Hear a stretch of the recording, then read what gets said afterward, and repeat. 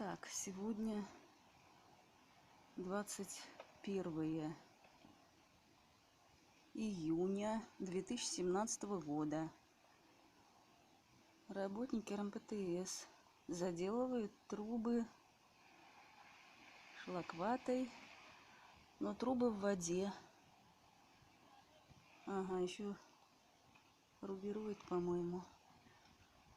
Воду так и не откачали.